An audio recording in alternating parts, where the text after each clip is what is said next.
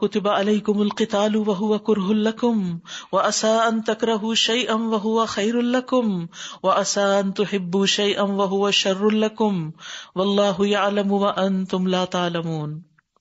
تم پر اللہ کے راستے میں لڑنا فرض کر دیا گیا اور وہ تمہیں ناگوار ہے، اور ہو سکتا ہے کسی چیز کو تم ناپسند کرو اور وہی تمہارے لیے اچھی ہو، اور ہو سکتا ہے کوئی چیز تم پسند کرو اور وہی تمہارے لیے بری ہو، اور اللہ جانتا ہے اور تم نہیں جانتے. یاد رکھیے کہ مسلمان جب مکہ میں تھے تو انہیں روکا گیا تھا کہ اپنے ہاتھ روکو، جنگ نہیں کرنی، لڑائی نہیں کرنی، ریٹیلیٹ نہیں کرنا. جب مدینہ آئے اور مضبوطی آ گئی تو پھر جہاد فرض ہوا، کیونکہ ہر آئے دن مکہ سے اور آس پاس سے لوگ چڑھائی کر رہے تھے، تو ایسے میں ان پہ فرض کر دیا گیا. اب جو ہی جب جہاد فرض ہوا یعنی قتال فرض ہوا تو لوگوں کو بڑی مشکل نظر آئی، کیونکہ یہ مشکل ترین کام ہے. نماز پڑھنا آسان ہے، روزہ رکھنا آسان ہے، صدقہ خیرات کرنا آسان ہے، لیکن بذات خود جہاں اپنی جان کا خطرہ ہو وہاں حاضر ہونا بڑا مشکل ہے. تو یہ ان کا ریئل ٹیسٹ تھا. تو اسی لیے اللہ تعالیٰ نے فرمایا کہ جب تم پہ فرض کیا گیا وہ کرہ لکم، انسانی طبیعت اس سے بھاگتی ہے، ناپسند ہو گیا تمہیں، لیکن ساتھ ہی انہیں خوشخبری دی گئی، انہیں موٹیویٹ کیا گیا کہ ہو سکتا ہے کہ ایک چیز تم ناپسند کرو اور وہی تمہارے حق میں اچھی ہو، اور ایک چیز ہو سکتا ہے تم پسند کرو اور وہ تمہارے لیے بری ہو. یعنی تم اپنی جان اللہ کے راستے میں یا مال یا وقت نہیں دینا چاہتے، بچا کے رکھنا چاہتے ہو، تو سوچو دے کے کیا ملے گا اور روک کے کیا ملے گا.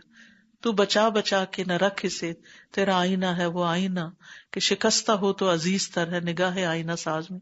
جس نے پیدا کیا ہے نا، اس کے راستے میں کچھ بھی ٹوٹ جائے گا نا، تمہارا کچھ بھی چلا جائے گا تو وہ زیادہ محبوب چیز ہے اس کے نزدیک بنسبت اس کے کہ جو تم اپنے لیے بخل کر کے ذخیرہ کر کے رکھ لیتے ہو اور پھر وہ تمہارے بعد کوئی اور لے جاتا ہے. رسول اللہ صلی اللہ علیہ وسلم نے فرمایا، مجھے تو مومن پہ تعجب ہوتا ہے کہ اللہ اس کے لیے جو فیصلہ بھی فرماتا ہے وہ اس کے حق میں بہتری ہوتا ہے. تو اللہ کی تقسیم پہ راضی رہنا چاہیے، خیر کی جستجو میں لگے رہنا چاہیے، ناپسندیدگی کے باوجود آخرت میں فائدے والا کام کر لینا چاہیے، چاہے نفس میں بھاری ہو. کبھی وضو بھی بھاری لگتا ہے، کبھی نماز مشکل لگتی ہے، کبھی خرچ کرنا مشکل لگتا ہے، کبھی گھر ہی کا کام مشکل لگتا ہے، لیکن اگر انسان اللہ کی رضا کے لیے کر لیتا ہے تو اس کے لیے وہ زیادہ بہتر ہے. عسیٰ ان تکرہوا شیئا وہو خیر لکم. اور یہ ایک عام جامع پرنسپل بھی ہے، زندگی کا اصول بھی ہے کہ آپ دیکھیے کہ جتنی مشقت والی زندگی ہوتی ہے اس میں اتنی راحت ہوتی ہے، اور جتنی آرام پسند والی زندگی ہوتی ہے نا اس میں اتنی مصیبت ہوتی ہے. بیماریاں بھی زیادہ ہو جاتی ہیں، ذہنی خرابیاں بھی زیادہ ہو جاتی ہیں، دل بھی انسان کا زیادہ خراب ہو جاتا ہے. لیکن جب انسان کسی اچھے کاز میں بزی ہوتا ہے تو پھر یہ ساری چیزیں نکلنا شروع ہو جاتی ہیں. تو اس لیے انسان کو مشقت میں صرف فزیکل مشقت نہیں، یعنی جان سے، مال سے، وقت سے کسی نہ کسی طرح اپنے آپ کو لگائے رکھنا.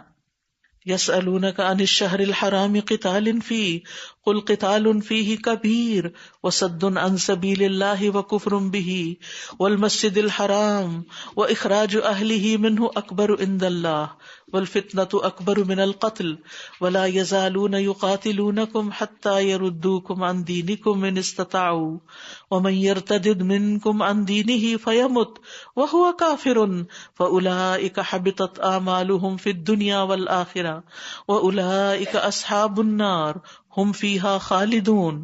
وہ آپ سے حرمت والے مہینے میں لڑائی کرنے کے بارے میں سوال کرتے ہیں، کہہ دیجئے کہ ان میں لڑائی کرنا بہت بڑا گناہ ہے، اور اللہ کے راستے سے روکنا اور اس سے کفر کرنا اور مسجد حرام سے روکنا اور اس کے رہنے والوں کو اس میں سے نکال دینا اللہ کے نزدیک اس سے بھی بڑا گناہ ہے، اور فتنہ قتل سے بھی کہیں بڑھ کر ہے.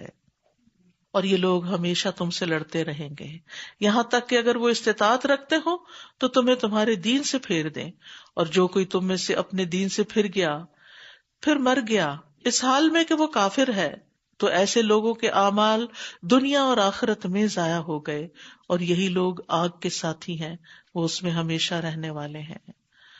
تو اس آیت سے پتہ چلتا ہے کہ حرمت والے مہینوں میں قتال کی ممانعت ہے. بعض علماء کہتے ہیں کہ اب یہ منسوخ ہو چکا ہے، لیکن بعض کے نزدیک یہ اب بھی ایسا ہی ہے کہ حرمت والے مہینے کون کون سے حرمت والے مہینے؟ رجب، ذوالقعدہ، ذوالحجہ اور محرم. ان میں لڑائی جھگڑا سب کچھ منع تھا، قتال وغیرہ، کیونکہ یہ عمرے اور حج کے مہینے تھے اور رستوں کو پرامن رہنے کی ضرورت تھی. لیکن پھر کیا ہوا کہ ایک دفعہ مسلمانوں سے غلطی سے اس مہینے میں حملہ ہو گیا، تو اس پر مخالفین نے بہت زیادہ پروپیگنڈا شروع کر دیا. تو اللہ تعالیٰ نے جواب میں فرمایا کہ ہاں واقعی یہ گناہ کا کام ہے، بڑا گناہ ہے، لیکن اللہ کے رستے سے لوگوں کو روکنا اور اللہ کا انکار کرنا اور مسجد حرام سے روکنا اس سے بھی بڑے گناہ ہیں. اور وہاں کے رہنے والے یعنی جو مسلمان تھے ان کو وہاں سے تم نے نکال دیا، یہ تو اس سے بھی بڑے جرائم ہیں. تو مسلمانوں کی ایک غلطی پر اتنا بڑا پروپیگنڈا کر رہے ہو، اپنے کرتوت تو دیکھو. والفتنۃ اکبر من القتل، اور فتنہ برپا کرنا قتل سے بھی بڑا گناہ ہے. اور پھر مسلمانوں کو ہدایت کی گئی کہ یہ تم سے مسلسل جنگ کرتے رہیں گے، لڑتے ہی رہیں گے، یعنی تمہارے پیچھے آتے رہیں گے، آئے روز حملے ہوں گے. حتی یردوکم عن دینکم ان استطاعوا، یہاں تک کہ تمہیں تمہارے دین سے پھیر دے اگر ان میں استطاعت ہو. لیکن یاد رکھو وَمَن يَرْتَدِدْ مِنْكُمْ عَنْ دِينِهِ، تم میں سے جو کوئی اپنے دین سے پھر گیا، جس نے اپنا دین چھوڑ دیا، فَيَمُتْ، پھر وہ اسی حال میں مر گیا، یعنی دین سے نکل کے اللہ کا انکار، رسول کا یا ایمان میں سے کسی چیز کا یا اللہ کے احکامات میں سے کہ میں نہیں اس چیز کو مانتا یا ان چیزوں میں شک، تو ایسے لوگوں کے اعمال دنیا آخرت میں ضائع ہو گئے. جبکہ افسوس کے ساتھ کہنا پڑتا ہے کہ بعض حافظ بچے حج کیے ہوئے، عمرے کیے ہوئے، جب ایسی کمپنی میں گئے کہ جہاں دین کا مذاق اڑایا جاتا تھا، آہستہ آہستہ اس سے اتنے امیون ہوئے، حتیٰ کہ وہی کچھ بولنا شروع ہو گئے جو آس پاس کے لوگوں کو بولتے دیکھا. دین کا ہی انکار کر بیٹھے، الحاد اختیار کر لیا، اللہ کا انکار کر دیا، آخرت کا انکار کر دیا، دین کی تعلیمات کا انکار کر دیا، دین میں شک کرنے لگے، پتہ نہیں یہ کتاب اللہ کی طرف سے ہے بھی یا نہیں. تو ان کے کیے ہوئے سارے بڑے بڑے نیک اعمال سب انویلڈ ہو گئے، سب ضائع ہو گئے، دنیا میں بھی اور آخرت میں بھی. اور یہی لوگ آگ کے ساتھی ہیں جس میں وہ ہمیشہ رہیں گے. یعنی مرتد کا عبرتناک انجام ہے. ان الذین آمنوا والذین ہاجروا وجاہدوا فی سبیل اللہ اولئک یرجون رحمت اللہ واللہ غفور الرحیم. بے شک وہ لوگ جو ایمان لائے اور جنہوں نے ہجرت کی اور اللہ کے راستے میں جہاد کیا، وہی اللہ کی رحمت کی امید رکھتے ہیں، اور اللہ بے حد بخشنے والا، نہایت رحم کرنے والا ہے. ہجرت کا لفظی معنی ہوتا ہے چھوڑ دینا. ایک عام ہوتی ہے ہجرت اور ایک خاص ہوتی ہے. عام ہجرت کیا ہے کہ ہر وہ چیز چھوڑ دینا جس کو اللہ نے حرام کیا ہے، جس سے اللہ نے روکا ہے. اور خاص معنی کیا ہے کہ انسان اپنا ملک، اپنا وطن اللہ اور اس کے رسول کی رضا کی خاطر چھوڑ دے اور ایسی جگہ کو چھوڑ دے جہاں اس کا ایمان پہ قائم رہنا اور دین پر عمل کرنا مشکل ہو. جیسے مکہ سے مسلمانوں نے ہجرت کر کے مدینہ کا سفر اختیار کیا، اور افضل ہجرت اس کی ہے جس نے اس چیز کو چھوڑ دیا جس کو اللہ نے اس پر حرام کیا تھا. عبداللہ بن عمر کہتے ہیں رضی اللہ عنہ کے ایک آدمی نے کہا اللہ کے رسول صلی اللہ علیہ وسلم کون سی ہجرت افضل ہے؟ آپ نے فرمایا کہ تم اللہ کی ناپسندیدہ چیزوں کو چھوڑ دو. اور پھر ہجرت کے بعد وجاہدوا فی سبیل اللہ، اور اللہ کے راستے میں سخت جد و جہد کی.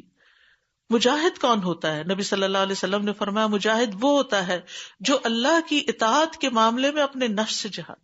یاد رکھیے کسی کو سمجھانا آسان ہے، اپنے آپ کو سمجھانا بڑا مشکل ہوتا ہے، کیونکہ نفس کئی تعویلیں کر لیتا ہے، کئی بہانے ڈھونڈ لیتا ہے غلط کام کرنے کے. رسول اللہ صلی اللہ علیہ وسلم نے فرمایا اللہ عز و جل کی ذات کی خاطر تیرا اپنے نفس اور اپنی خواہش سے جہاد کرنا افضل ہے، اور لوگوں میں سب سے افضل وہ ہے جو اپنے مال اور اپنی جان کے ساتھ اللہ کے راستے میں جہاد کرتا ہے. جہاد کو عام طور پہ ایک بڑا غلط معنی دے دیا گیا ہے، شاید ظلم و ستم کے معنی میں کہ دوسروں پر ناجائز حملے کرنا، حالانکہ ایسا نہیں ہے. لفظی معنی اس کا یہ کہ اللہ کے راستے میں سخت محنت کرنا، چاہے اپنی ذات کے ساتھ ہو چاہے اپنے ماحول کے ساتھ ہو. بعض ماحول کنڈیوسو ہوتے ہیں انسان کے لیے، کام کرنے بڑے آسان، سب کر رہے ہیں آپ بھی کریں، اور بعض جگہ ایسی ہوتی ہے کوئی بھی نہیں کر رہا اور ایک آپ کو آفس سے اٹھ کے جا کے نماز پڑھنی ہے، تو یہ مشکل کام ہوتا ہے. تو پھر اسی طرح دین کا علم سیکھنا، اس کو سکھانا، محنت کرنا، تبلیغ کے لیے نکلنا، اپنا مال لگانا، یہ ساری چیزیں جو ہیں یہ اسی میں شامل ہو جاتی ہیں. تو یاد رکھیے والذین جاہدوا فینا لنہدینہم سبلنا، وہ لوگ جو ہماری راہ میں سخت محنت کرتے ہیں یقیناً ہم انہیں اپنی راہیں دکھاتے ہیں، ان پہ ہدایت کا راستہ آسان کرتے ہیں. اور اللہ کے راستے میں ایک صبح یا ایک شام گزارنا دنیا اور جو اس میں سب سے بہتر ہے، سب سے بڑی کمائی ہے. رسول اللہ صلی اللہ علیہ وسلم نے فرمایا تم پر اللہ تبارک و تعالیٰ کی راہ میں جہاد کرنا لازم ہے، کیونکہ اللہ کے راستے میں جہاد کرنا جنت کے دروازوں میں سے ایک دروازہ ہے جس کے ذریعے اللہ غم اور پریشانی سے نجات عطا کرتا ہے۔ اللہ کے راستے میں نکلنا غم اور پریشانی سے نجات کا باعث ہے، ڈپریشن کا علاج ہے، اور ہر طرح کی حفاظت کی ذمہ داری ہے اللہ کے اوپر۔ اولئک یرجون رحمت اللہ واللہ غفور الرحیم، ایسے لوگ اللہ کی رحمت کی امید رکھتے ہیں، اللہ ان پہ اپنی رحمت نازل فرمائے گا، اور اللہ غفور الرحیم ہے۔ پھر فرمایا یسألونک عن الخمر والمیسر قل فیہما اثم کبیر ومنافع للناس واثمہما اکبر من نفعہما ویسألونک ماذا ينفقون قل العفو کذالک یبین اللہ لکم الآیات لعلکم تتفکرون۔ وہ آپ سے شراب اور جوئے کے بارے میں سوال کرتے ہیں، ڈرنکنگ اور گیمبلنگ کے بارے میں، آپ کہہ دیجئے کہ ان دونوں میں بڑا گناہ ہے، یہ دونوں بڑے گناہ کے کام ہیں، اور لوگوں کے لیے کچھ فائدے بھی ہیں، اور ان دونوں کا گناہ زیادہ بڑا ہے ان دونوں کے فائدے سے، اور وہ سوال کرتے ہیں آپ سے کہ وہ کیا خرچ کریں، کہہ دیجئے کہ جو ضرورت سے زائد ہو۔ اس طرح اللہ تمہارے لیے اپنے احکام کھول کھول کے بیان کرتا ہے تاکہ تم غور و فکر کرو۔ شراب کے بارے میں قرآن مجید میں 4 آیات نازل ہوئی ہیں۔ پہلی سورۃ النحل میں، اور کھجوروں اور انگوروں کے پھلوں سے جس سے تم نشہ آور چیز اور اچھا رزق بناتے ہو۔ دوسری یہی سورۃ البقرہ کی آیت۔ تیسری یا ایھا الذین آمنوا لا تقربوا الصلاۃ وانتم سکارى، اور چوتھی جس میں شراب کو مطلق طور پر حرام کر دیا گیا کہ رجس من عمل الشیطان فاجتنبوہ لعلکم تفلحون، کہ یہ گندے شیطانی کام ہے، یعنی شراب اور جوا اور آستانے اور پانسے وغیرہ، ان سے بچتے رہو تاکہ تم فلاح پاؤ۔ یعنی گریجولی، آہستہ آہستہ شراب کو مطلق حرام کیا۔ کچھ لوگوں کے آرگیومنٹ یہ ہے کہ قرآن میں کہاں لکھا ہوا ہے کہ شراب حرام ہے کہ ہم اس سے بچیں؟ حرام تو نہیں ہے نا، ٹھیک ہے ناپسندیدہ، لیکن آپ دیکھیں اس پہلی آیت میں کیا فرمایا، فیہما اثم کبیر، اس میں بہت بڑا گناہ ہے، شراب پینا بہت بڑا گناہ ہے۔ تو پھر وہ جو گناہ کا کام ہو وہ اللہ کی پسند کا کام ہوتا ہے، کہاں سے ہم اس کو کرنے کا جواز ڈھونڈ سکتے ہیں؟ اس طرح تو زنا کے لیے بھی قرآن میں حرام ہونے کا لفظ نہیں آیا، تو پھر کیا انسان یہ کہے کہ کہاں لکھا ہے زنا حرام ہے اس لیے انسان کر لے تو کوئی حرج نہیں؟ نہیں، جو چیزیں غلط ہیں وہ غلط ہیں۔ صرف قرآن سے ہی ہر چیز نہیں پتہ چلتی، سنت سے بھی بہت سی چیزوں کی وضاحت ہوتی ہے۔ اور خمر سے مراد صرف شراب ہی نہیں ہوتی، لقر ہی نہیں ہوتا صرف، بلکہ اس کے ساتھ ساتھ ہر وہ چیز جو نشہ آور ہو، جس کی زیادہ مقدار نشہ آور ہو، اس کی چھوٹی مقدار بھی حرام ہوتی ہے، یعنی نشے کی قلیل مقدار بھی حرام ہے۔ شراب جو ہے ہر شر کی چابی ہے، ایمان سے محروم کرنے والا فعل ہے، اللہ کے عذاب کو دعوت دینے والا فعل ہے، نقصان ہی نقصان ہے اس میں، جنت سے محروم کرنے والا فعل ہے۔ حدیث میں آتا ہے شراب کا عادی جنت میں داخل نہ ہوگا، ہر طرح سے ملعون فعل ہے۔ آپ نے فرمایا 10 طرح شراب پر لعنت کی گئی ہے، شراب کی ذات پر، اس کو نچوڑنے والے پہ، نچڑوانے والے پہ، بیچنے والے پہ، خریدنے والے پہ، اٹھانے والے پہ، جس کے پاس لے جائی جائے، اس کی قیمت کھانے والے پہ، اس کے پینے والے پہ، اس کے پلانے والے پہ، یہ سب اللہ کی رحمت سے محروم ہے۔ تو یہ کوئی معمولی چیز نہیں ہے، کیونکہ اس میں نقصان بہت ہے، یعنی اس کی خرابیاں بہت زیادہ ہیں۔ لیکن افسوس یہ کہ ان سب چیزوں کو جاننے کے باوجود لوگ اسے ایک معمولی کام سمجھتے ہیں، اور ایمان کے ساتھ ان چیزوں کا کوئی جوڑ نہیں بنتا۔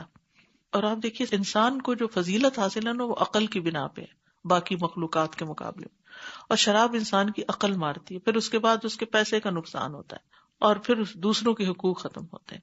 وہ کسی کا قصہ سن رہی تھی کہ ایک شخص بہت اچھا انسان تھا ویسے بائی نیچر، اور گھر والوں کا بھی بہت خیال رکھتا تھا، لیکن سم ہاؤ اس کو نشے کی عادت ہوگی شراب کی، تو جب شراب میں تھا تو ورسٹ انسان بن جاتا تھا، لیکن اس کو پتہ نہیں چلتا۔ تو اس کی بیوی نے اس کی ویڈیو بنا لی، اور ویڈیو بنا کے جب وہ ہوش میں تھا، جب وہ اچھے موڈ میں تھا، تو اس کو دکھایا کہ دیکھو، کہتے یہ میں ہوں، میں ایسے کرتا ہوں۔ اس نے کہا اس سے بھی برا کرتے ہو۔ صرف یہ ایک واقعہ اس کی زندگی بدل گیا۔ اس نے کہا میں اپنے آپ کو اس حال میں نہیں دیکھنا چاہتا، کیونکہ مشکل یہ ہوتی ہے نا، شراب پی لیتا ہے انسان، جب عقل ماری جاتی ہے تو غلیظ ترین حرکتیں بھی کرتا ہے، حتیٰ کہ ماں بہن کا فرق بھی نہیں اس کو یاد رہتا، تو پھر ایسے میں انسان حیوانوں سے بھی نیچے گر جاتا ہے، کیونکہ انسان کو عقل جو ہے وہ زینت ہے، جو جتنا عقل مند، سمجھدار، اسمارٹ، بریلینٹ ہوتا ہے اتنا ہی زیادہ یعنی کہ دوسروں کو بھاتا ہے۔ اور دوسری طرف گیملنگ جو ہے، میسر جو ہے، جوا جو ہے، یہ بھی گھروں کو برباد کرنے والا ہے. جوئے کا مطلب ہوتا ہے کہ انسان سے مال لے لیا جائے اور اس کا مال خطرے میں ہو، یعنی ایسی جگہ مال لگایا جائے. اور خطرے کا مطلب یہ نہیں کہ اسے معلوم نہیں کہ بس حاصل ہوگا یا نہیں، مطلب یہ کہ ہر وہ کھیل جس میں یہ شرط لگائی جائے کہ جیتنے والا شخص ہار جانے والے سے کچھ نہ کچھ لے گا، یہ جوا ہے. چاہے گھر میں بیٹھ کے کھیلیں، چاہے آپ کسینو جائیں. تو اس میں ہر طرح کے کھیل آ جاتے ہیں جن پر کوئی جیت ہار کی شکل میں معاوضہ مقرر کیا گیا ہو. قل فیہما اثم کبیر ومنافع للناس، اس میں کچھ فائدے بھی بتائیں. یہ قرآن کا انداز کتنا خوبصورت ہے کہ انسان کہتا ہے کہ نہیں، ہم شراب اس لیے پیتے ہیں کہ وہ وقتی طور پہ بدن کو بڑا ایکٹیو کر دیتی ہے، سردی کے موسم میں تو بڑی ضروری ہے، اور کئی بیماریوں کا علاج ہے، پریزرویٹو ہے، فلاں ہے. ٹھیک ہے، اللہ تعالیٰ بتاتے ہیں ہاں ہیں کچھ فائدے، حتیٰ کہ اس کے بزنس اگر چل پڑے تو بہت زیادہ پروفیٹیبل بزنس ہے. اور اسی طرح جوئے میں اگر کٹھے پیسے کسی کو مل جائے تو بہت فائدے ہیں، لیکن ان کے نقصان ان کے فائدے سے زیادہ ہے. اس لیے اس سے بچنے کی ضرورت ہے. اور سب سے بڑا نقصان آخرت کا نقصان ہے. وَيَسْأَلُونَكَ مَاذَا يُنْفِقُونَ، اور وہ سوال کرتے ہیں کہ وہ خرچ کیا کریں. قُلِ الْعَفْوَ، کہہ دیجیے عفو، یعنی جو آسان اور سہولت سے ہو اور دل پہ شاک نہ گزرے بہت، یعنی جسے آسانی سے کر سکو. یعنی زائد از ضرورت مال خرچ کرنے میں خیر ہے کہ اتنا نہ دے انسان کہ وہ خود محتاج ہو جائے.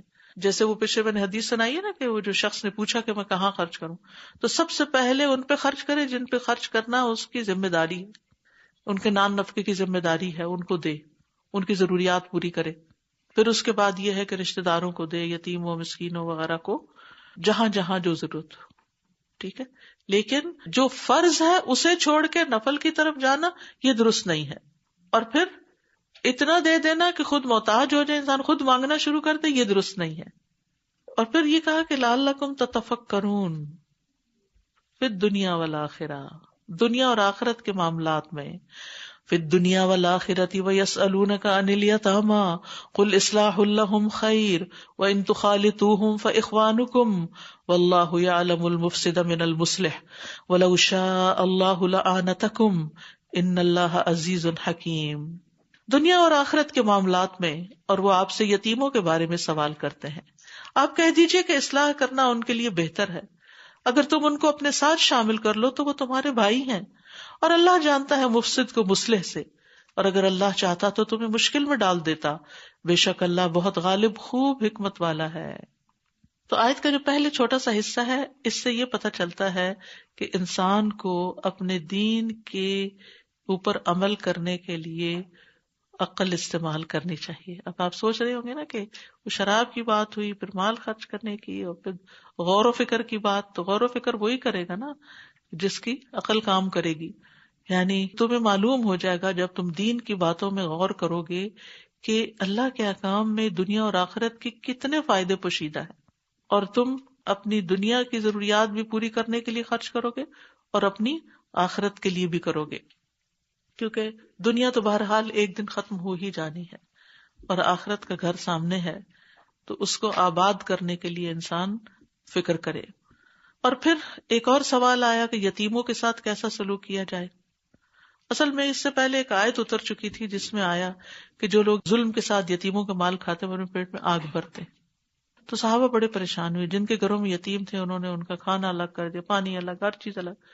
بڑی مشقت ہو گئی کہ ان کا زیادہ پکا لو تو خراب ہو تو ضائع ہوتا ہے، کم پکاؤ تو ان کے لیے پورا نہیں ہوتا، اور الگ الگ انڈیا پکاؤ، الگ الگ گروسری کرو، الگ الگ چیزیں لاؤ، بہت مشکل ہو گئی. تو اللہ سبحانہ و تعالیٰ نے یہاں اس کی سہولت پیدا کر دی کہ اصل بات یہ ہے کہ ان کی اصلاح کے لیے جو چیز بہتر وہ کرو. ایک اصول دے دیا، قل اصلاح لہم خیر، ان کے بھلے، ان کے فائدے کے لیے اچھی نیت کے ساتھ جو کرو گے وہی اچھا ہے.